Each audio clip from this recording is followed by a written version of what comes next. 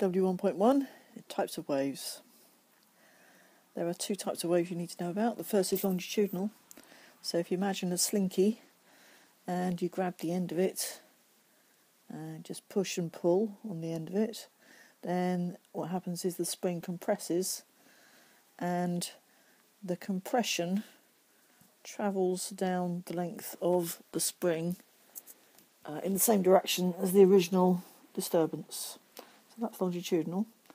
Some examples of longitudinal waves are a P wave, which is also called a primary seismic wave. That's where there's a compression in the ground which travels through the earth when there's an earthquake. Perhaps more common in everyday life is a sound wave. So if you imagine the diaphragm on the speaker going in and out, it will compress the air molecules. So the little black dots in the diagram represent individual molecules which are compressed together, and then that compression travels away from the loudspeaker until it hits your ear, and your eardrum picks up the sound. The second type of wave is a transverse wave.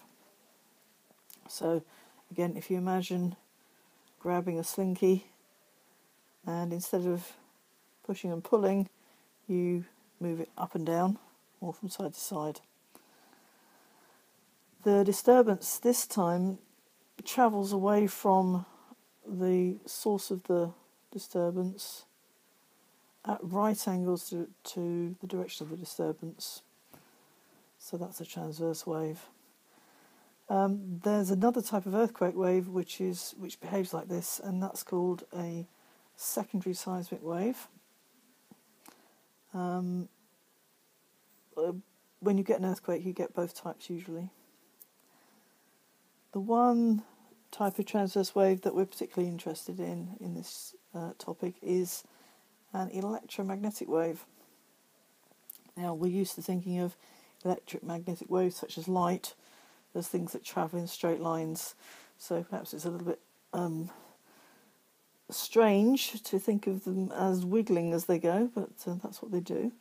So here, the electromagnetic wave is actually made up of sort of two components. So in this diagram, there's a sort of pink wave which is going up and down, and that's the electric component.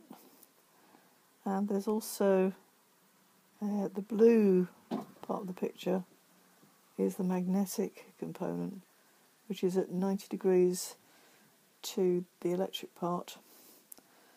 That's going to be important in the next part of the theory, which is all about polarization.